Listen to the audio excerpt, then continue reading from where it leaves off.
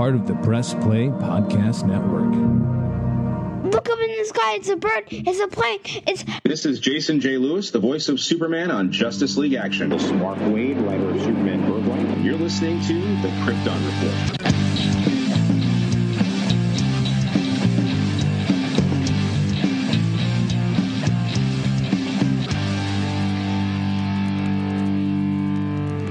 So this actor spotlight's been kind of spaced out and basically a combination of different actors portraying the great and powerful Jor-El.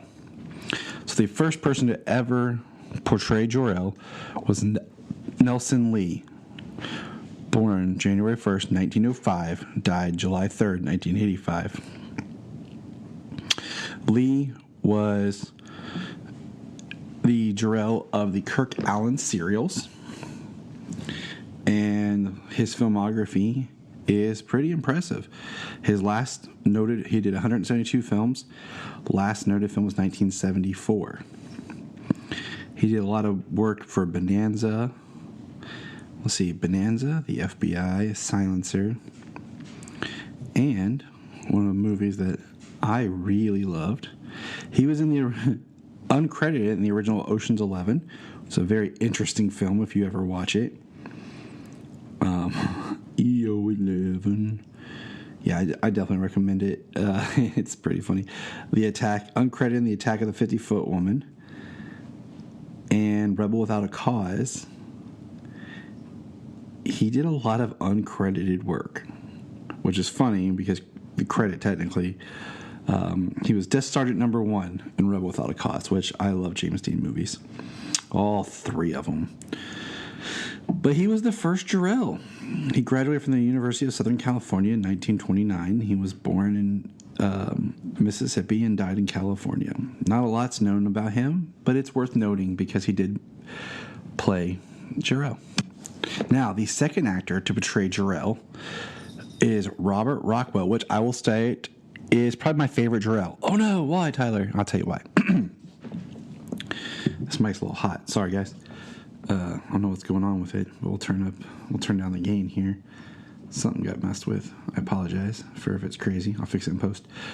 But he portrayed on The Adventures of Superman. He's the only one I feel like that has that look where he could be Superman himself and has a youthful energy. And he was described as the heartthrob of Mr. Boynton on Mrs. Brooks. Robert Rockwell was so indifferent with the role that other dramatic roles were still often denied him. Oh, poor guy. He was born October 15th of 1916 and died January 25th, 2003, at the age of 86. Let's see, some noted. He was the first actor to play Jor-El. That's not true. Not true. We just established that. But the first one to play Jor-El on TV. He took his most identifiable role of the handsomely awkward biology teacher Philip Bontman on Our Mrs. Brooks from radio to TV. Appeared in over 200 commercials. Played Loretta Young's husband a few times. Studied at the Pasadena Playhouse where he received a master's degree. And he replaced Jeff Chandler in the role of Mr. Phillips. He's a founding member of the California Arts Radio Theater. His portrayal of Jor-El Superman was the first on television, second to Nelson Lee, who had a brief appearance in the first serial. See? Told you. Grandfather of Taylor W. Rockwell. And let's see if there's any other noteworthy appearances in anything. Last appearance was in 95 in Perfect Alibi. He did 112 acting roles. He was on the Golden Girls. Newhart, Days of Our Lives, Dallas, Different Strokes.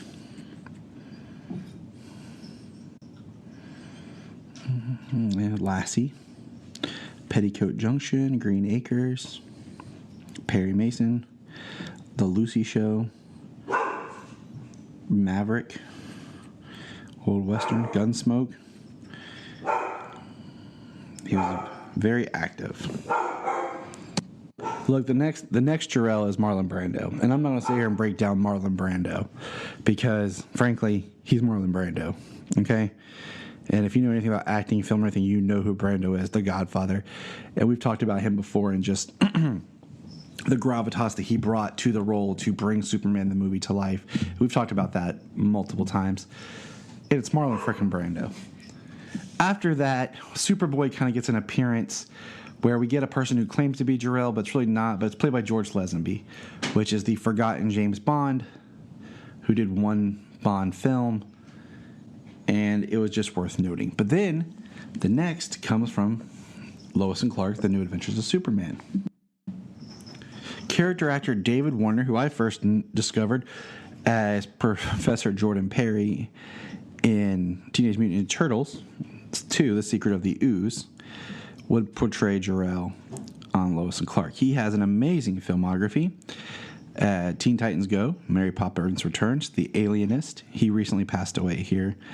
I'll quote that. But he's on Penny Dreadful, Doctor Who, which I'm currently watching with Brian, Tron, Black Death. He did Sweeney Todd, the TV movie in 2006.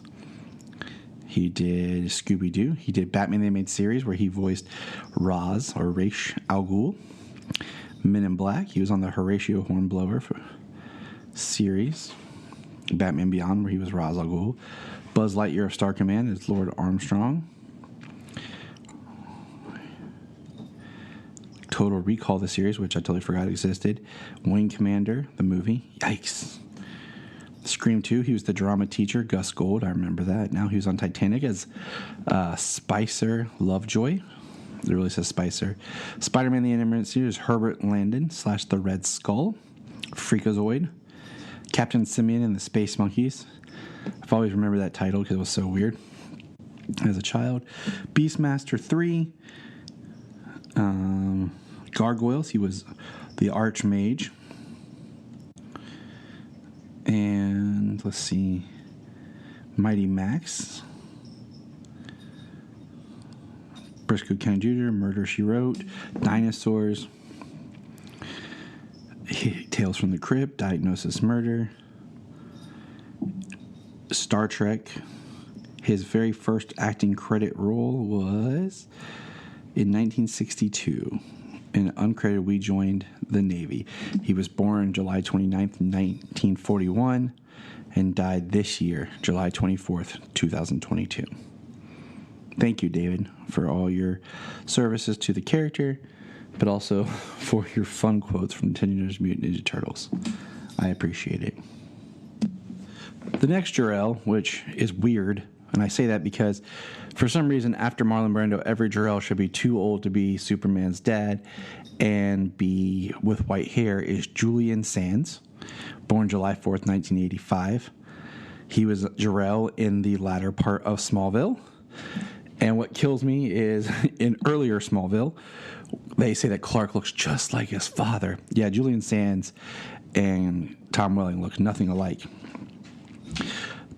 But Julian has had an interesting filmography, appearing in, what do you call it? I just blanked. I'm looking at Elementary, The Blacklist.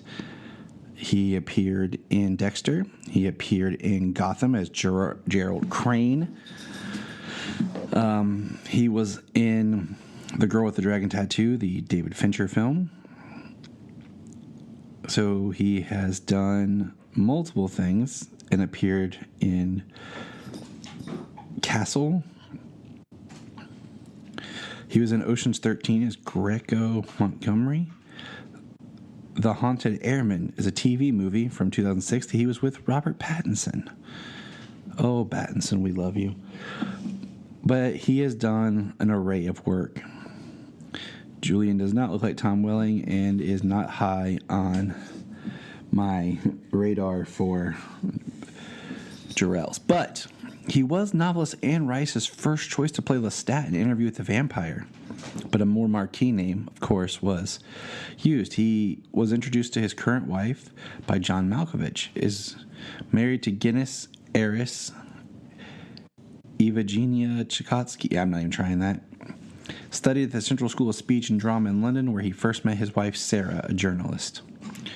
Turned on the role of Travis Dane in Under Siege 2.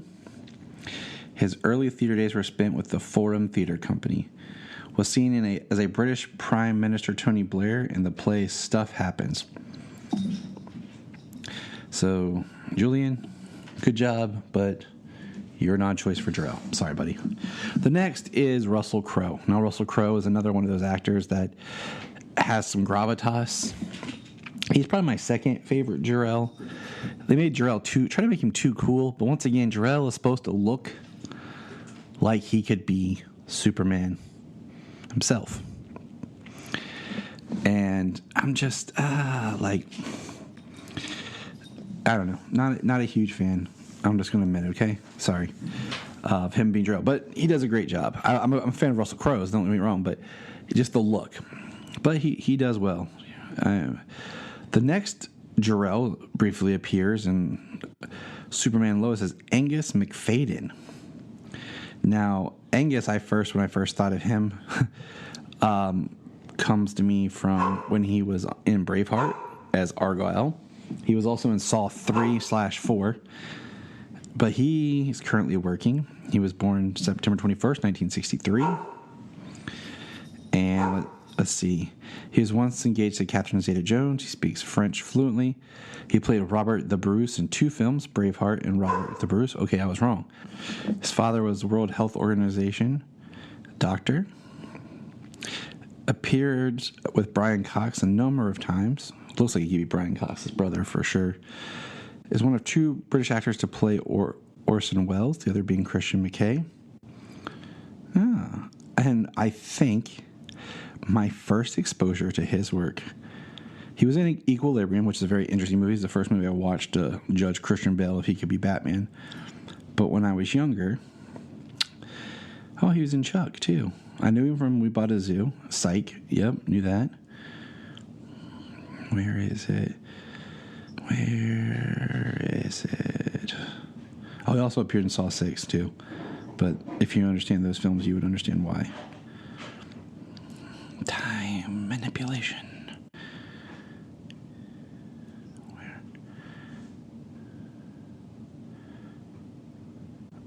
Here it is.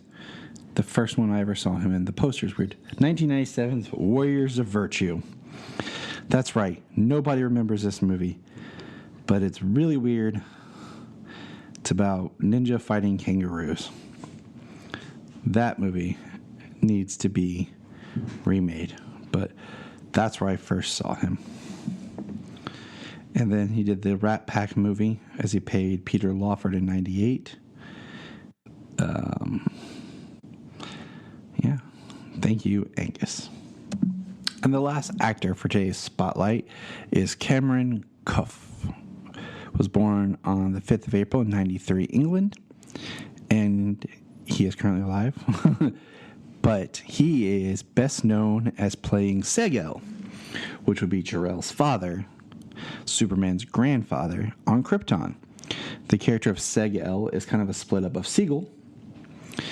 And I thought he deserved a shout out because I'm hoping to one day see him return to the Superman fold in Superman Lois as a connection. But he has not been in many things, the most noteworthy being Krypton. But he should not be forgotten. He is also an American citizen, so he has dual citizenship.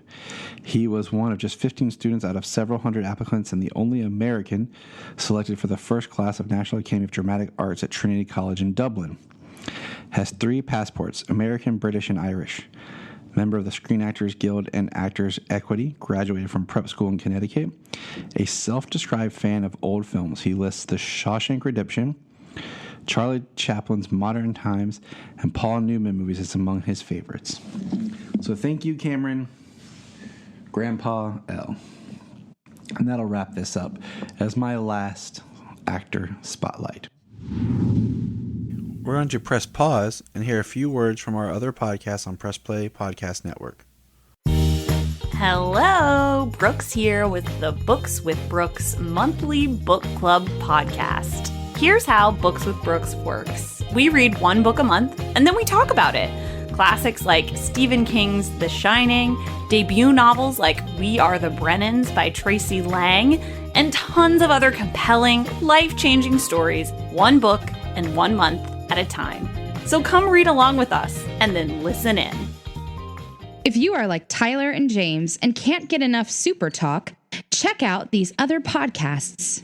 Digging for Kryptonite, Supergirl Radio, The Last Sons of Krypton, the Superboy Legacy Podcast, All-Star Superfans, Superman the Animated Podcast, The Aspiring Kryptonians, Always Hold On to Smallville, The Geek of Steel, and Truth, Justice, and Hope. Remember to check out Krypton Report on all social media platforms.